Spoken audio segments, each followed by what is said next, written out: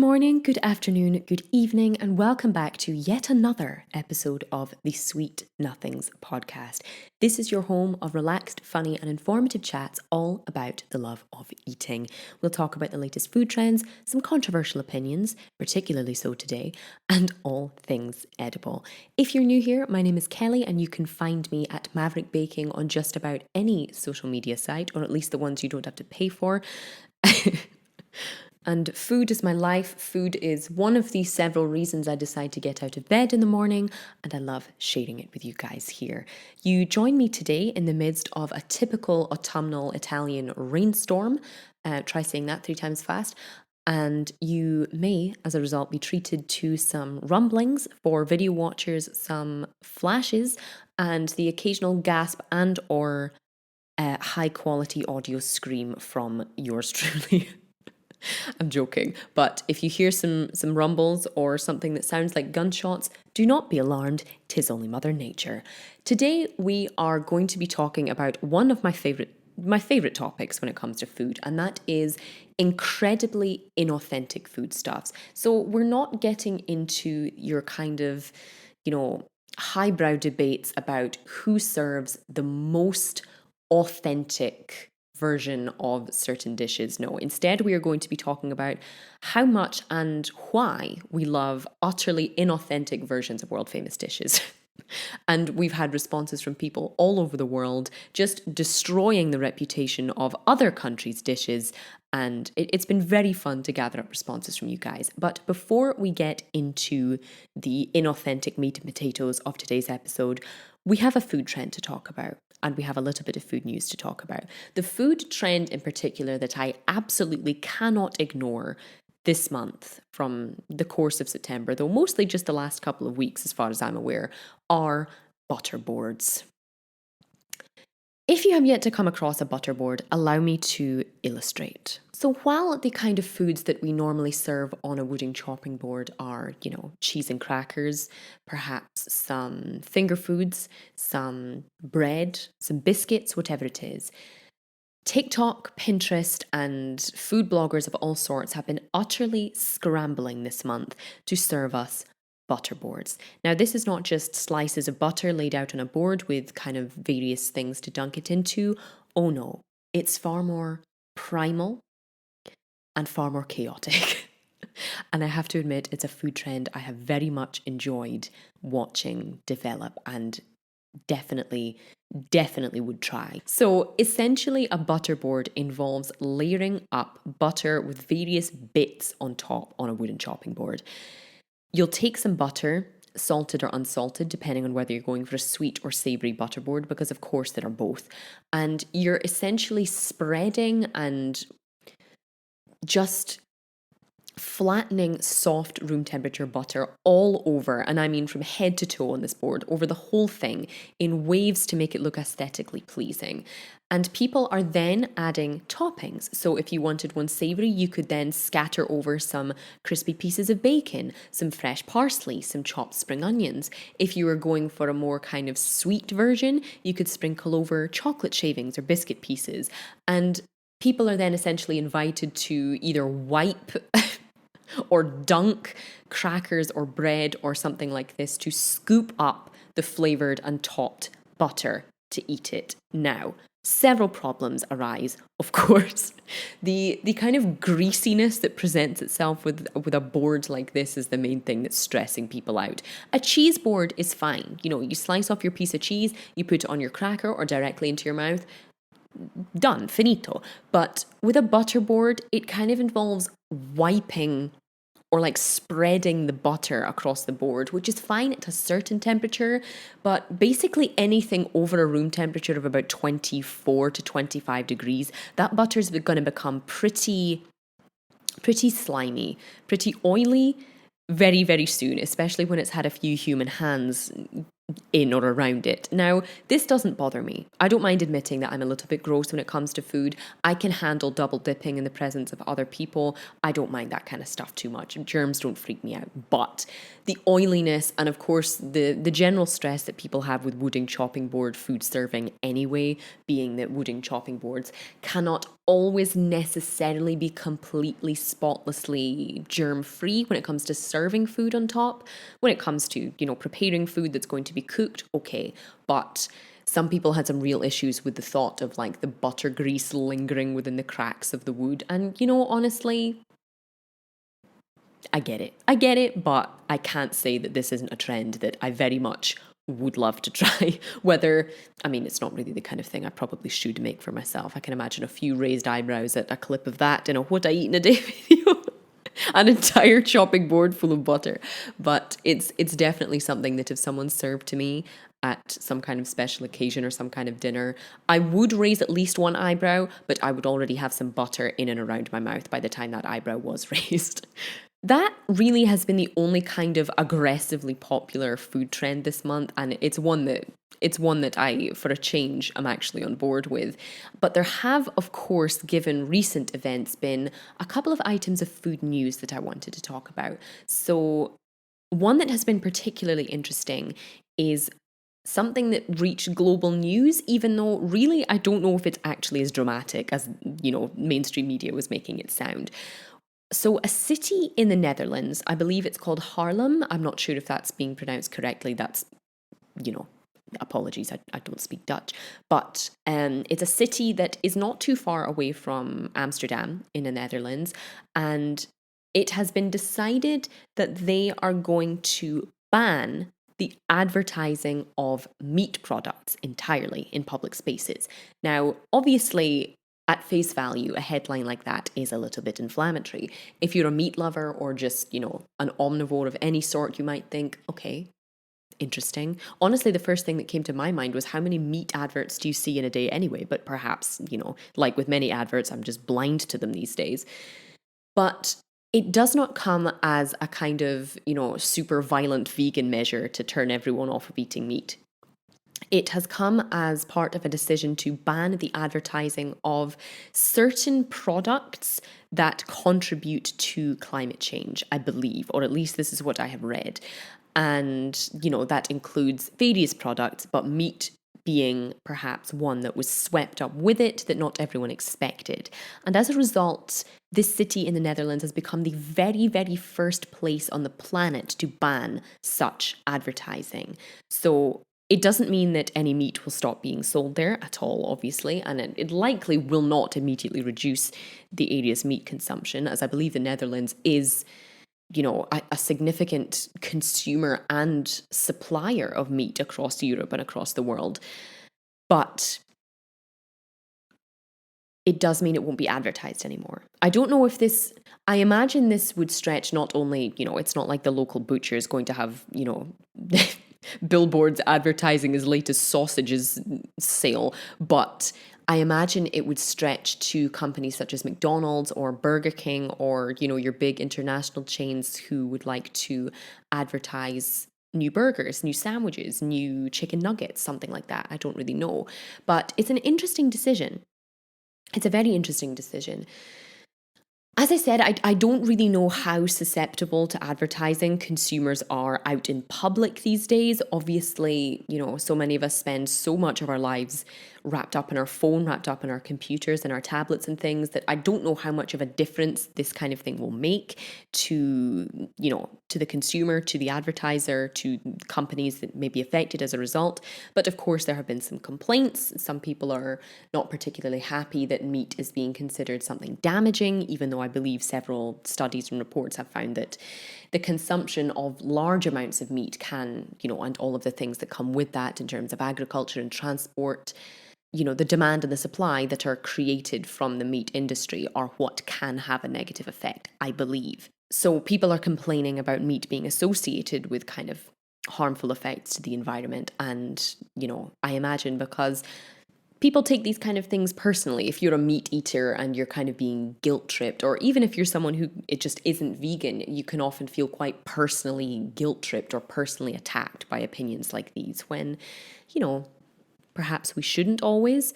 I'm not a huge consumer of meat myself. I do eat it. I do eat a lot of dairy products, but when I see initiatives like this, even though some people consider it censorship or a crackdown on freedom of expression, I don't think less advertising of anything is a problem, really, considering how much we're utterly bombarded with adverts left, right, and center, digitally and in person these days. Honestly, I think any reduction of advertising products of any sort isn't really a bad idea. But do let me know your thoughts, of course. And the other piece of news that kind of caught my eye this month is, of course, on the back of the passing of Queen Elizabeth II, the Queen of England, the Queen of the United Kingdom. Some food and drink companies have felt a knock-on effect because upon her death and upon the passing of everything from Queen Elizabeth to the now King Charles, or soon to be King Charles, I haven't really been keeping up, to be honest, the royal coat of arms that you can see present on certain products in British supermarkets, I believe, has to be legally removed and reapplied for. So from what I read the week that, everything happened, it's something like just under 900 brands, so somewhere between 800 and 900 food brands are going to have to remove and then reapply to be able to kind of brandish the British royal coat of arms on its product. For anyone out with the UK who's thinking, Kelly, what on earth are you talking about? Certain companies and certain brands from certain companies here in the UK display essentially a crest. Think Game of Thrones, think something like that, where it basically tells a consumer or a future buyer that this product is a product that is used or endorsed in some way by Her Majesty the Queen, by the royal family at Buckingham Palace, Sandringham, Windsor, whatever. So, for example, products that can be found in Waitrose and certain Heinz condiments and things like that, and even HP sauce was almost my favourite one. I love the thought of the Queen having eaten brown sauce. And this is something that they're going to have to remove from all packaging and then reapply, and have to, as part of the reapplication process, I believe these brands are going to have to prove that they are used by the monarch or used by the royal family. So I just had this very amusing thought that, there's going to be a couple of, kinds of Heinz sauce. Like, imagine King Charles doesn't like ketchup and he rejects Heinz's application just on that basis. I found that whole thing fascinating. So many things have happened, of course. Even watching from abroad, it's been clear to see that so many things have happened over the past 2 to 3 weeks as a result of the Queen's death that just none of us really ever thought about, none of us were prepared for. And this is certainly one of them. Of all of the things that people would have to reconsider, some brands are going to have to either repackage or speedily reapply just to have this little kind of extra sticker on their packaging. It's fascinating. I just find it absolutely fascinating. I don't know if there's going to be some kind of running tally of who stays and who goes, or if there will be some kind of, automated process in which they'll be able to apply. I just find that utterly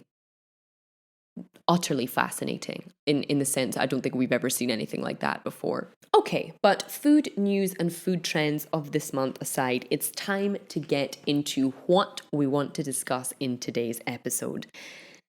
I asked you guys on YouTube and I asked you guys on Instagram, where most of you can be found, and I asked you to tell me your favorite deeply inauthentic food, not authentic food. I don't want to know where the best tacos can be found. I don't want to know where the best, bratwurst can be found. I don't want to know where the best sushi can be found. I just want to know about your favorite hugely inauthentic food.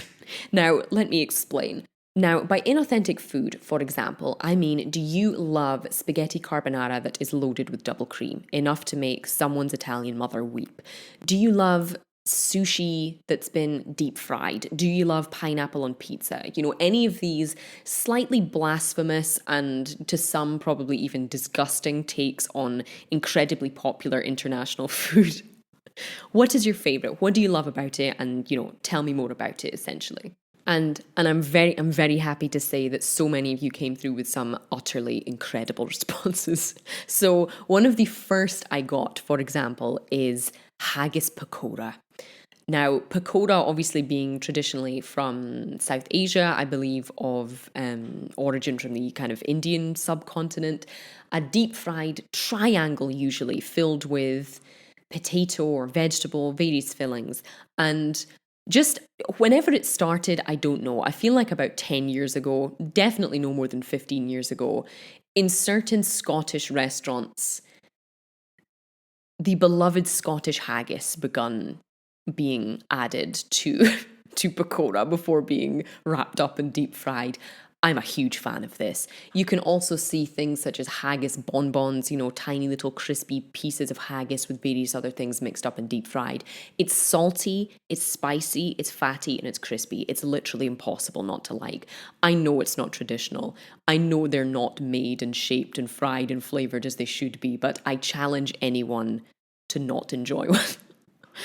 A couple of sushi based answers came in. So, for example, someone said they like sushi with chicken. Now, I'm desperately hoping that this means like, either grilled or crispy fried chicken and not raw chicken.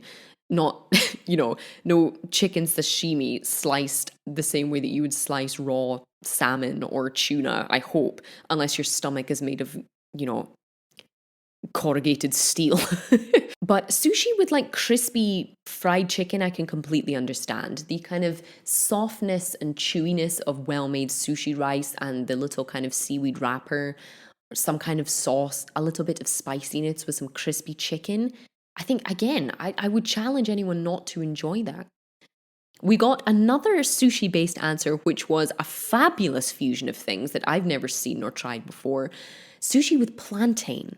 I've only ever tried plantain, I think 3 or 4 times. Always been a big fan. For any listeners who have never tried plantain, when it's fried, I think it tastes somewhere between a banana and a potato. And I know that probably doesn't sound appetizing, but it's like sticky and sweet, but also starchy. It's delicious. But again, I can imagine it going pretty well. Sushi rice and soy sauce or the seaweed kind of nori wrappers around certain sushi rolls offer that nice kind of balance of blandness but kind of salty savoriness that would go well with sweet, mushy but crispy plantain. I would try it. I would definitely try it. And and a couple of answers that came up very, very frequently from fellow Scots is kind of what I would call British style Chinese food.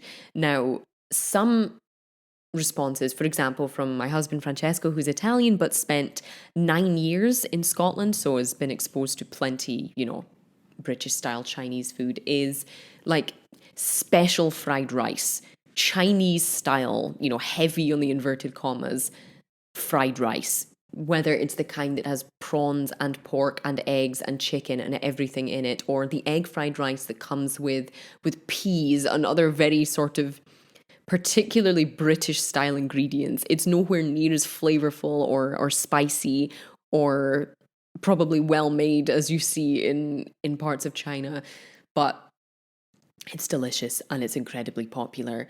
Similarly, a lot of people said, your kind of fruity, sticky, sweet British style Chinese food. For example, sweet and sour chicken balls, honey chili chicken, shredded chili beef, things like that would be just completely unrecognizable, I imagine, in China, or even in, more authentic versions of Chinese food cooked abroad. But something about British people, we just love overly salty, crispy, deep fried meat in an obscenely sweet and sticky, sugary sauce with rice or with noodles, with that kind of neon red or orange colouring as well. My mouth, this is actually embarrassing. My mouth is actually watering at the thought. It's been a while, but I completely agree. I love the kind of really cheap British takeaway version of Chinese food, absolutely, as inauthentic as it is.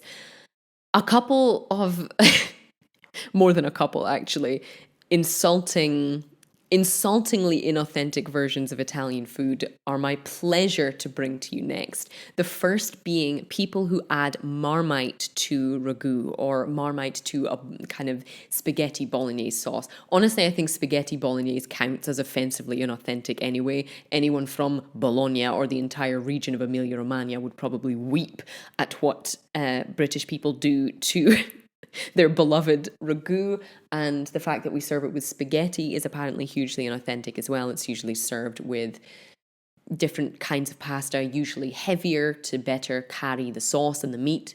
Anyway, there are people like someone who responded to my question and me, not while I'm here in Italy because Marmite is far too expensive here, but back home, adding Marmite to a ragu or to a meat sauce for pasta is delicious. It's delicious. I love Marmite anyway, but what it can do is like what Worcester sauce or what a good kind of red wine or what good meat stock can do to a dish. It just adds this completely unflinching savory punch that very few ingredients can add.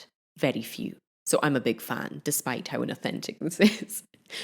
Similarly offensive and inauthentic is the offering of tuna mayo pasta.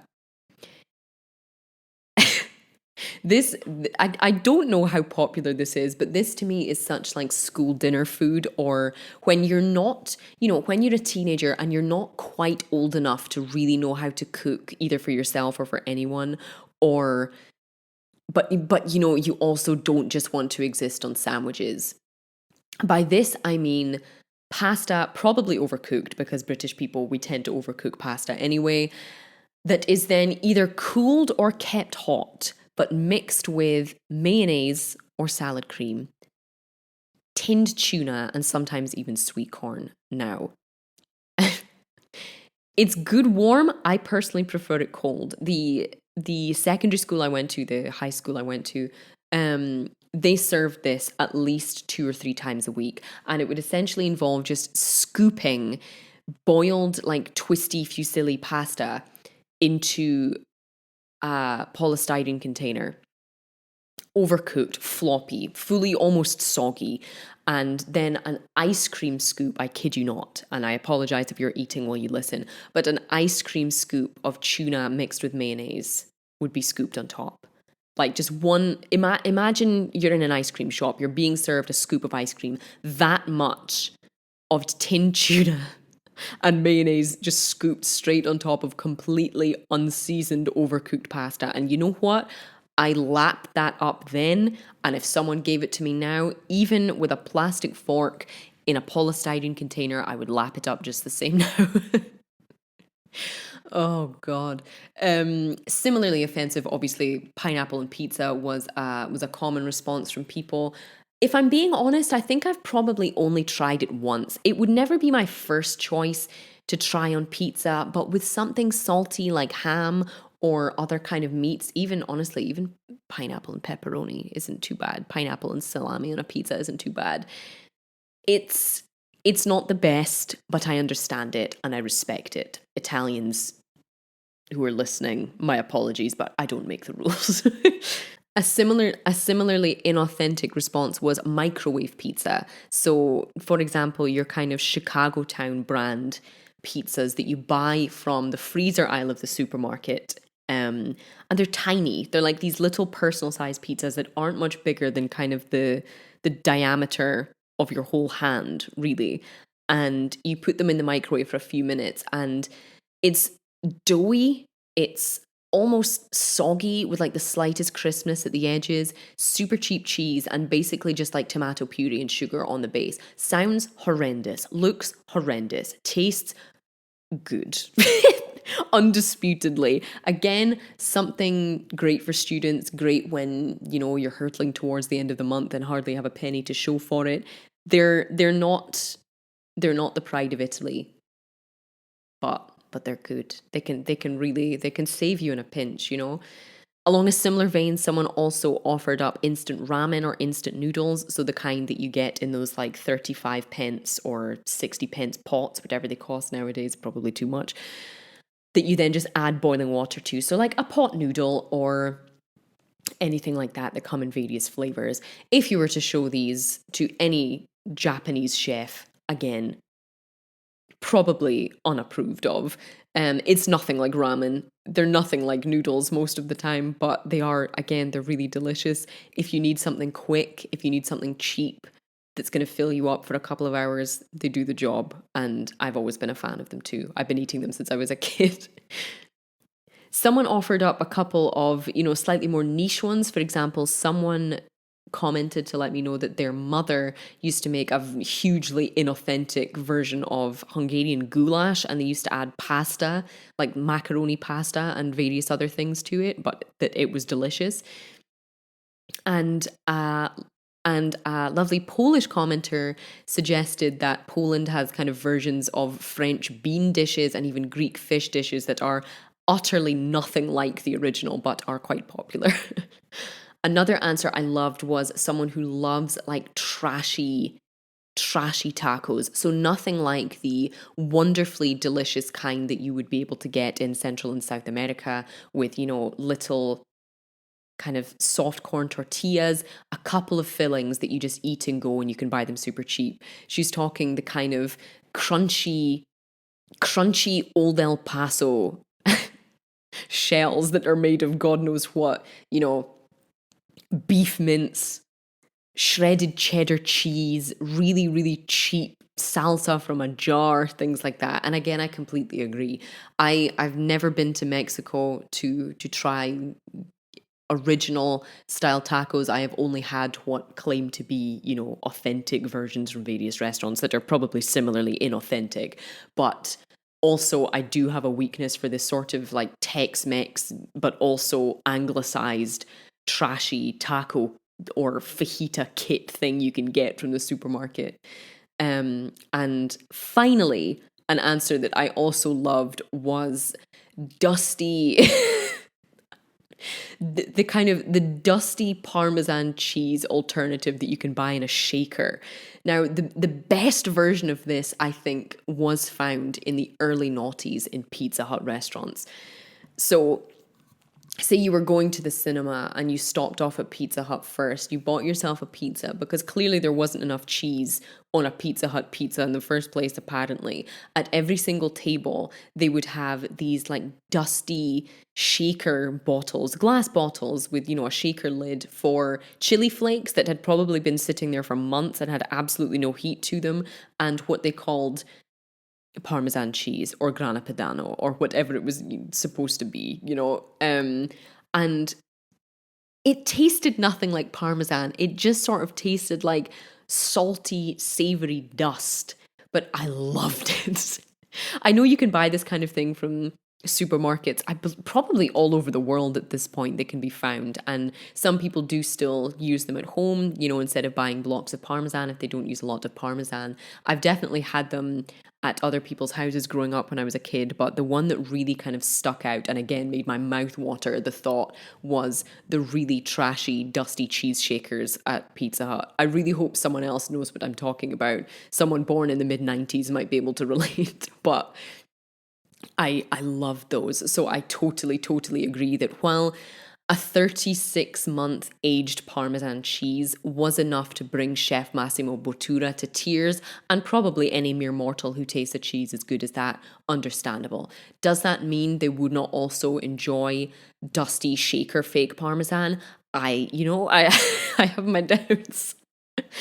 But on that note, the responses were great. I really enjoyed reading all of these from you guys this month. So thank you so much for all of the contributions.